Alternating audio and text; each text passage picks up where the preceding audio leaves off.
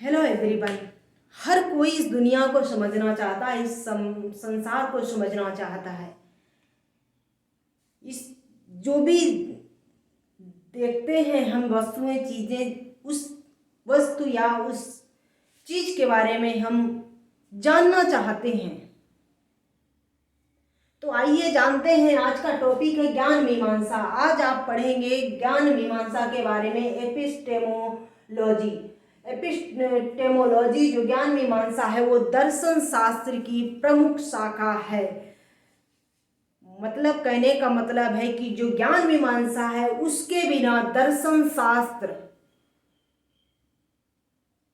का कोई निचोड़ नहीं है। सारा का सारा ज्ञान मीमांसा के अंतर्गत ही रिसर्च किया जाता है। दर्शन का, किसी भी वस्तु का जब हम ज्ञान प्राप्त करते हैं, तो विवेचना करते हैं, तो उसे ज्ञान मीमांसा कहते हैं। ये सबसे पहले जो प्रश्न उठता है कि जो दर्शन के लिए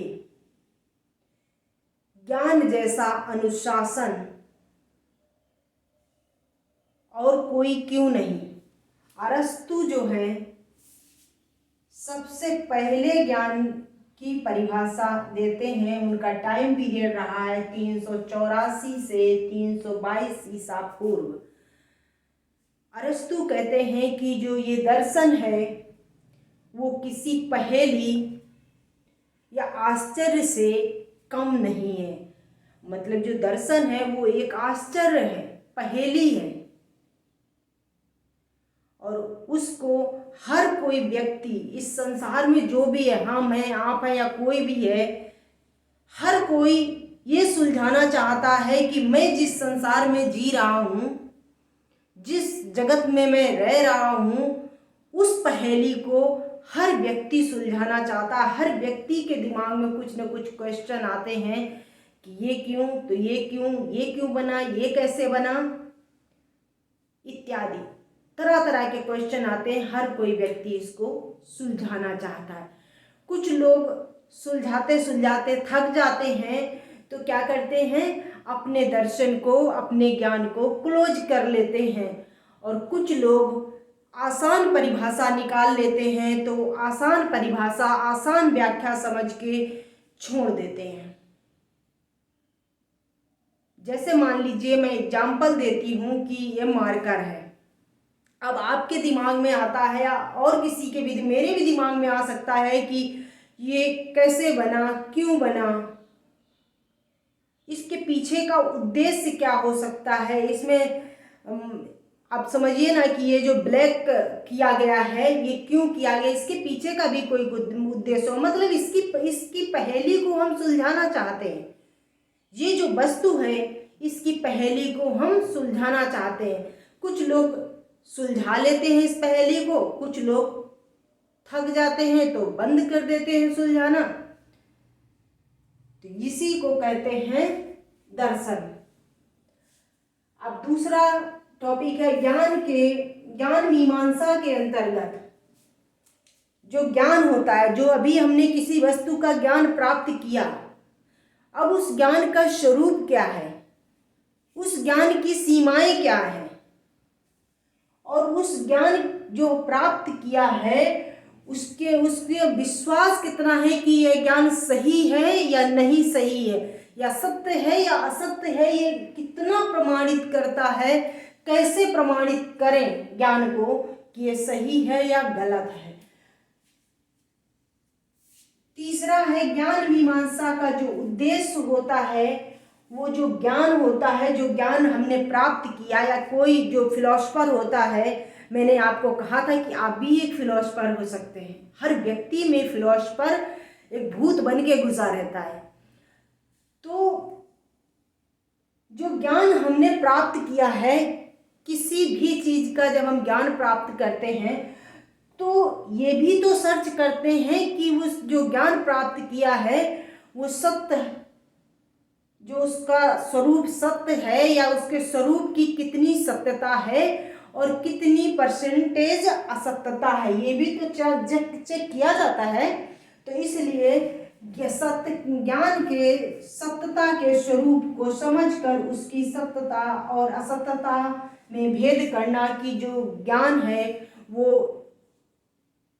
उसका जो स्वरूप है उसमें कितनी परसेंट सत्यता है और कितनी परसेंट वो झूठा है। सिंपल सी बात है, ऐसे समझिए कितना झूठा है और कितना सही है। अब बात आती है ज्ञान से संबंधित प्रश्नों की समीक्षा की जाती है। ज्ञान मीमांसा के अंतर्गत कुछ प्रश्न हैं जो खासकर ज्ञान मीमांसा टॉपिक के अंदर किए गए हैं, अभी आगे मैं बताती हूँ आपको। उनसे संबंधित जो इससे संबंधित जो प्रश्न किए गए हैं ज्ञान मीमांसा से, उनका ज्ञान प्राप्त हो गया, सत्य ज्ञान मतलब सत्यता पता चल गई। अब उसकी विवेचना भी होनी चाहिए, विवेचना होनी चाहिए या समालोचना होनी चाहिए, आलोचना होनी चाहिए, तभी तो वो एक क्लियर ज्ञान निकल के आएगा, तभी तो वो प्रूव होगा, सिद्ध हो पाएगा। जब तक एक बात जान लीजिए दोस्तों, जब कोई आलोचक नहीं होता है किसी भी चीज का, आप हो या कोई वस्तु हो, जब तक कोई आलोचक नहीं होता है तब तक प्रूव नहीं होती है, सिद्ध नहीं होता है कि मैं कुछ हूं। या मतलब आपके आलोचक भी होंगे, आलोचक इसलिए होंगे क्योंकि आपने कुछ खास किया है, इसलिए आपके आलोचक पैदा हुए हैं, जन्म लिए हैं आपकी आलोचना करने के लिए। तो ये पॉजिटिव में देखा जाता है आलोचक होना, तो मतलब उनकी उन प्रश्नों की समीक्षा भी तो करना जरूरी होता है। समीक्षा के अंतर्गत होता है विवेचना भी होती है, समालोचना भी होती है, आलोचना भी होती है। यहाँ तक समझ में आ गया आप सभी को? भाई मैं बहुत तोड़ तोड़ के समझाती हूँ, प्लीज चैनल को सब्सक्राइब जरूर कर लीजिए, वीडियो को लाइक और शेयर कीजिए, और हाँ कमेंट करके हमें जरूर बताइए दोस्तों कि आपको कितना समझ में आ रहा है और कितना नहीं आ रहा है। सच में अगर आपकी रिक्वायरमेंट होगी, आपको समझ में नहीं आ रहा होगा, तो मैं दोबारा वीडियो बनाऊंगी उस टॉपिक पर। तो प्लीज़ आपका लाइक, सब्सक्राइब और शेयर, कमेंट करना मेरे लिए ऊर्जा का काम करता है, मुझे उत्साह मिलता है और मैं वीडियो बनाने के लिए और भी मेहनत करती हूँ। इसलिए प्लीज़ आप लोग फॉलो कीजिए। तो ज्ञान मीमांसा के अंतर्गत ऐसे कुछ प्रश्नों के बहुत सारे प्रश्न हैं। मैंने यहाँ पर 7 क्वेश्चन ही लिखे हैं, बहुत सारे क्वेश्चन, ऐसे कुछ क्वेश्चन का अध्ययन किया जाता है। जैसे ज्ञान क्या है, ज्ञाता का ज्ञेय से क्या संबंध है। ज्ञाता मतलब कि जो व्यक्ति रिसर्च कर रहा होता है, और ज्ञेय मतलब वस्तु।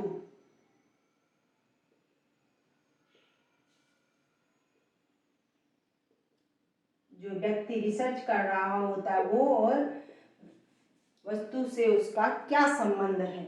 ज्ञान की संभावना भी है कि नहीं, मतलब जिस चीज का कोई रिसर्च करता है तो उसमें 3 संभावनाएं बनती हैं। तो इसीलिए क्वेश्चन बना कि ज्ञान रिसर्च होता है किसी वस्तु पे, कि जिस वस्तु पे रिसर्च हो रहा है उस पे ज्ञान की संभावनाएं भी हैं कि नहीं। जैसे मैंने आपको बताया कि यदि किसी चीज पे रिसर्च होता है तो या तो रिसर्च बहुत कठिन हो जाता है, तो बीच में ही बंद हो जाता है रिसर्च होना, या बहुत उसकी जो व्याख्या होती है बहुत आसान निकलती है, तो भी वो अच्छा नहीं होता है।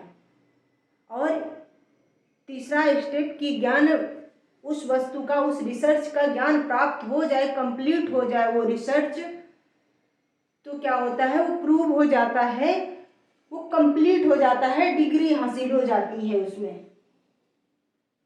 ज्ञान की संभावना क्या है या नहीं ये भी बता दो। ज्ञान कैसे प्राप्त किया जाता है, ज्ञान कैसे प्राप्त होता है, ज्ञान कैसे प्राप्त किया जाता है, इस पर रिसर्च होता है। आपको इन प्रश्नों का जवाब नहीं देना है, ये ऐसे प्रश्न है जो ज्ञान मीमांसा खुद इन प्रश्नों पर क्या करता है, रिसर्च करता है। जो फिलोसफर होता है वो ज्ञान मीमांसा के अंदर जो आने वाले प्रश्न हैं इनको पटल पर रख कर इस जगत के रिसर्च पे, जो फिलॉसफी का जो रिसर्च होता है, जिस जगत, आत्मा और ईश्वर का जो रिसर्च होता है, वो इन्हीं क्वेश्चनों को पटल पे रखकर किया जाता है। तो आपको इनका जवाब नहीं देना है, ज्ञान मीमांसा के अंतर्गत ऐसे प्रश्नों के उत्तर ढूंढे जाते हैं। मानव ज्ञान की सीमाएं क्या है? जगत तो बहुत बड़ा है, ईश्वर दिखाई नहीं देता है, आत्मा भी अदृश्य दिखाई नहीं देती, तो मानव ज्ञान की सीमाएं क्या हैं? कहाँ तक रिसर्च, एक व्यक्ति कितनी दूर तक रिसर्च कर सकता है, इस पर चर्चा होती है। वो कौन से विश्वास हैं जो प्रमाणिकता देते हैं, इस बात का प्रमाणिकता प्रदान करते हैं, प्रमाणिक सिद्ध करते हैं कि जो ज्ञान प्राप्त किया गया है वो प्रमाणिक है, विश्वसनीय है। अब आती है सत्य असत्य ज्ञान क्या है। अब जब भी दर्शन शास्त्र में कोई इन तीन चीजों का, जगत, ईश्वर और आत्मा का रिसर्च करता है, तो रिसर्च करने के बाद उस ज्ञान की जो होती है वो समालोचना, आलोचना, समीक्षा होती है और ये निचोड़ निकाला जाता है कि कौन सा ज्ञान सत्य होगा और कौन सा ज्ञान असत्य होगा। इंडियन जो फिलॉसफी है, भारतीय फिलॉसफर जो हुए, दार्शनिक है, उन्होंने ज्ञान मीमांसा को शुरू से ही महत्व दिया, कभी भी इसको साइड नहीं किया, नकारा नहीं। जैसा कि आप देख रहे हो एग्जाम्पल में कि जो न्याय दर्शन है, जब महर्षि गौतम ने न्याय दर्शन लिखा और न्याय दर्शन में उनका एक सूत्र है न्याय सूत्र, उसमें उन्होंने दो तथ्यों की चर्चा की है। यथार्थ ज्ञान प्राप्त करने के लिए दो तथ्यों की चर्चा किया है, पहला है प्रमाण और दूसरा है प्रमेय।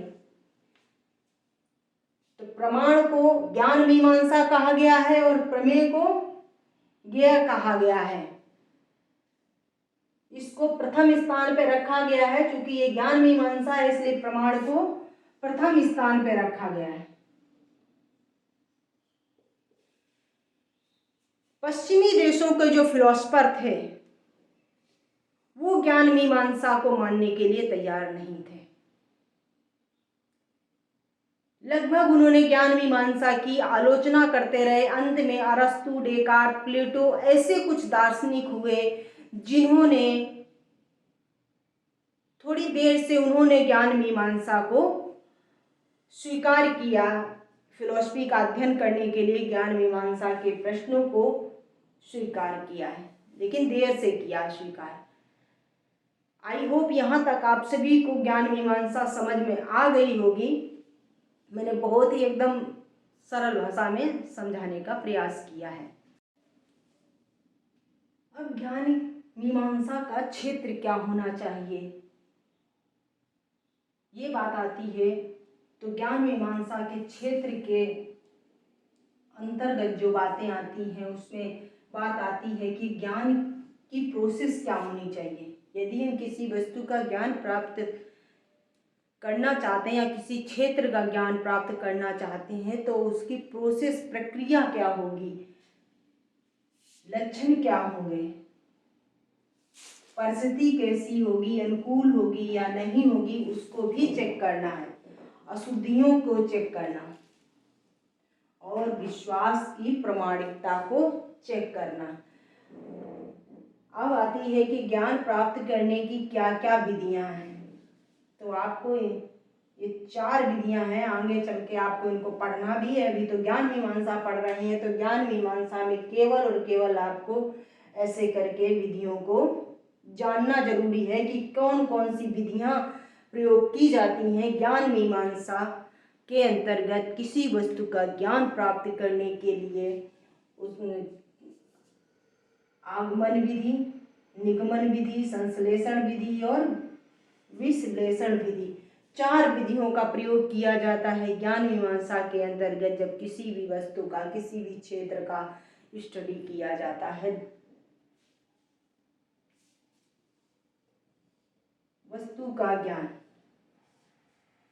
तो वस्तु का ज्ञान तो जितने फिलोसफर या जो भी लोग अलग अलग रिसर्च करेंगे तो वो अलग अलग अपना अपना वस्तु के बारे में अपना अपना व्यू रखेंगे।